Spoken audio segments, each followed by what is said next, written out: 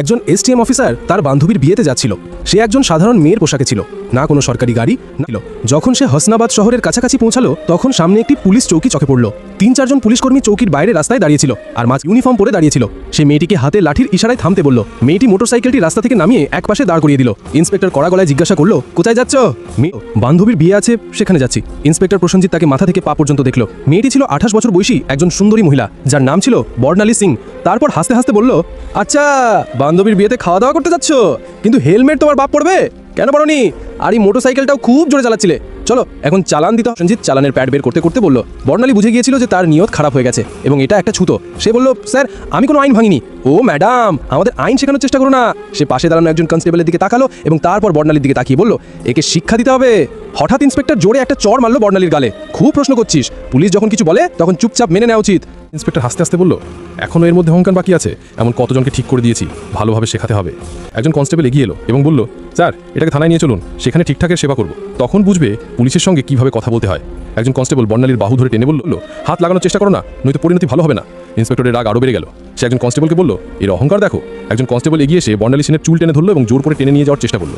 বর্ণালী ব্যাসে কুকিয়ে উঠল, কিন্তু তখনও পর্যন্ত সে নিজের পরিচয় কিছুই বলেনি। সে দেখতে চাইছিল এর আর কতটা নিচে নামতে পারে। তখন একজন পুলিশ রাগে তার মোটরসাইকেলে লাঠি দিয়ে মারলো এবং বড়বড় করে বলল, বড় সাধু সাজছে, এখন তোরে খেলনা বানিয়ে খেলবো। বর্ণালী সিং ভালোভাবে বুঝে গিয়েছিল যে এখন তার সঙ্গে কি হতে চলেছে এবং এরা কতটা নিচে নামতে পারে। ইন্সপেক্টরের চোখে রাগ ছিল। সে জোরে চিৎকার করে বলল, তোর মতো অনেক বুদ্ধিমান দেখেছি, পুলিশের সঙ্গে বাড়াবাড়ি করবে? আজ মজা দেখাবো, চল ওকে থানায় নিয়ে যাও, সেখানে বোঝাবো। এই সময় বর্ণালী সিং তখনও চুপ ছিল। সে তার পরিচয় প্রকাশ করার কোনো ইচ্ছা দেখায়নি। সে দেখতে চাইছিল এরা প্রশাসনকে কতটা বদনাম করতে পারে, এরা কতটা অত্যাচার করতে পারে।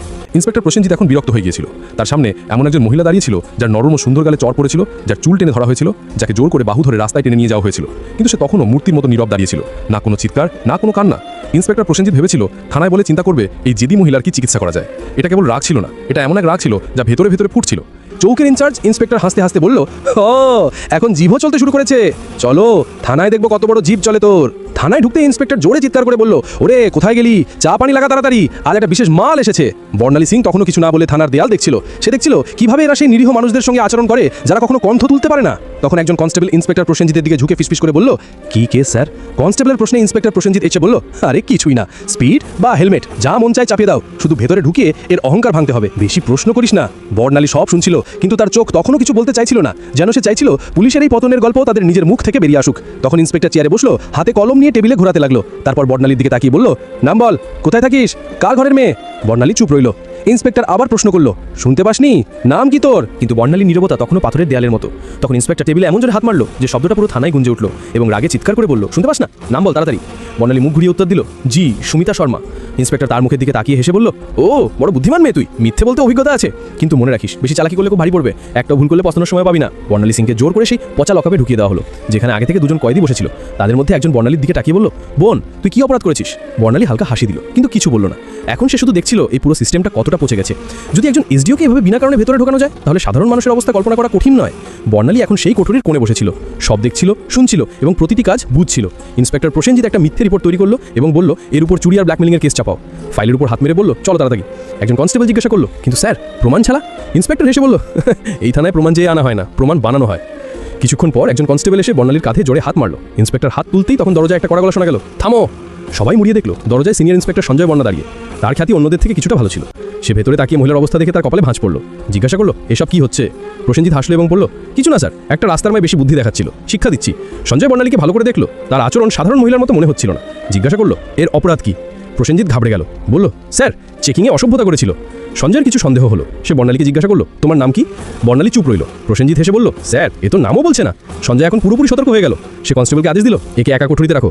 প্রসেনজিৎ অবাক হয়ে গেল, কিন্তু স্যার? সঞ্জয় কঠোরভাবে বলল, আমি নিজে এর পাশে থাকবো। তার আদেশে বর্ণালীকে আরেকটা কোঠরিতে বন্দী করা হলো, যেটা আগেরটার থেকেও বেশি দুর্গন্ধযুক্ত আর অন্ধকার ছিল। বর্ণালী চারদিকে চোখ বুলিয়ে দেখলো, এক কোণে একটা ভাঙা টেবিল পড়েছিল আর পাশে একটা মরচে পড়া লোহার রড। এখন সেই নোংরা সিস্টেমের আসল চেহারাটা আরও কাছ থেকে দেখছিল। প্রতিটি মুহূর্তে তার চোখ বুঝছিল যে আইন শুধু ফাইলের মধ্যেই সীমাবদ্ধ হয়ে গেছে। তখন একজন কনস্টেবল দৌড়ে এসে বলল, স্যার, বাইরে একটা বড় গাড়ি দাঁড়িয়ে আছে। প্রসেনজিৎ ভয়ে চমকে উঠল, জিজ্ঞাসা করলো, কোন গাড়ি? কনস্টেবল ঘাবড়ে বলল, স্যার, সরকারি গাড়ি। সে তাড়াতাড়ি বাইরে গেল এবং গাড়ির ভেতর তাকাতেই তার চোখ কপালে উঠল। সে হড়বড় করে ফিরে এসে ধীর গলায় বলল, স্যার। প্রসেনজিৎ বিরক্ত হয়ে বলল, কি হলো, কে এসছে? কনস্টেবল কাঁপতে কাঁপতে বলল, স্যার, কমিশনার সাহেব এসেছেন। প্রসেনজিতের মুখ ফ্যাকাশে হয়ে গেল। সিনিয়র ইন্সপেক্টর সঞ্জয় বর্মাও সতর্ক হয়ে গেল, কারণ এখন বিষয়টা সরাসরি উপরে পৌঁছে গিয়েছিল। কমিশনার সাহেব থানায় পা রাখলেন এবং তার চোখে স্পষ্ট রাগ দেখা যাচ্ছিল। তিনি প্রসেনজিতের দিকে তাকিয়ে কড়া গলায় জিজ্ঞাসা করলেন, ইন্সপেক্টর প্রসেনজিৎ, এখানে কি তামাশা চলছে? প্রসেনজিৎ ঘাবড়ে বলল, কিছুই না স্যার, শুধু একটা ছোট কেস। কমিশনার সাহেব টেবিল থেকে ফাইল তুলে নিয়ে মনোযোগ দিয়ে পড়লেন। তার কপালে ভাঁজ পড়ল। তারপর তিনি কোঠুরিতে উকি দিয়ে বললেন, এ কে? স্যার, এই মহিলার বিরুদ্ধে 420 আর প্রতারণার কেস আছে। কমিশনার সাহেব জিজ্ঞাসা করলেন, তোমার কাছে প্রমাণ আছে? তিনি আবার বললেন, কোনো প্রমাণ আছে তোমার কাছে? এখন প্রসেনজিৎ পুরোপুরি ফেসে গিয়েছিল। কমিশনার সাহেব মহিলার দিকে সরাসরি প্রশ্ন করলেন, তোমার নাম কি? এবং প্রথমবারের মতো বর্ণালী সিং হালকা হাসি দিয়ে বলল, এসডিও বর্ণালী সিং। পুরো থানায় নীরবতা ছড়িয়ে পড়ল। সবার মুখ ফ্যাকাশে হয়ে গেল। প্রসেনজিতের হাত পা কাঁপতে লাগলো। বাকি সব কনস্টেবল অবাক হয়ে দাঁড়িয়ে পড়ল। প্রসেনজিতের পায়ের নিচ থেকে মাটি সরে গেল। যে অফিসারকে সে চোর মনে করছিল, সেই ছিল সেই অফিসার যিনি পুরো জেলার আইন চালাচ্ছিলেন। আসলে সে কোনো সাধারণ মহিলা ছিল না, সে ছিল স্বয়ং এসডিও বর্ণালী সিং, যাকে রাস্তায় টেনে নিয়ে যাওয়া হয়েছিল, চুল ধরে টানা হয়েছিল, চর মারা হয়েছিল। এই কথা সবার সামনে আসতেই পুরো থানায় হট্টগোল শুরু হয়ে গেল। সব কনস্টেবল স্তব্ধ হয়ে গেল। কমিশনার সাহেব তীক্ষ্ণ দৃষ্টিতে ইন্সপেক্টর প্রসেনজিতের দিকে তাকিয়ে রাগে বললেন, প্রসেনজিৎ, তোর এত সাহস কিভাবে হলো যে তুই একজন সিনিয়র অফিসারের উপর মিথ্যা অভিযোগ চাপিয়ে দিলি?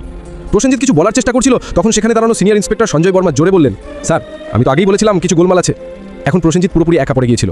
তখন বর্ণালী সিং তার শান্ত কিন্তু কঠোর কণ্ঠে প্রথমবার সরাসরি রায় ঘোষণা করলেন এবং বললেন, প্রসেনজিৎ, এবার তোর চাকরি গেছে, তোর সাসপেনশন পাকা, আর তোর বিরুদ্ধে এখন মামলাও চলবে।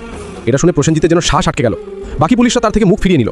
সঞ্জয় বর্মা সঙ্গে সঙ্গে হাঁক দিলেন, হাবিলদার সাহেব, এটাকে ধরে লকাপে টকাও। কিন্তু তখন প্রসেনজিৎ পকেট থেকে একটা ভাঁজ করা কাগজ বের করে হাসতে হাসতে বলল, থামো ম্যাডাম, এটা আগে দেখে নাও, তারপর যা করার করো। সে কাগজটা দেখালো। কমিশনার এবং বর্ণালী সিং দুজনেই তৎক্ষণাৎ তার দিকে তাকালেন। প্রসেনজিৎ বলল, এই নাও আমার বদলির আদেশ। 3 দিন আগে আমার বদলি হয়ে গেছে। এখন তুমি যতই রাগ করো, আমাকে চাকরি থেকে বের করতে পারবে না। পুরো থানা আবার নীরব হয়ে গেল। বর্ণালী কাগজটা হাতে নিয়ে পড়লেন। কমিশনার চোখ তির্যক করে সিনিয়র ইন্সপেক্টর সঞ্জয় বর্মা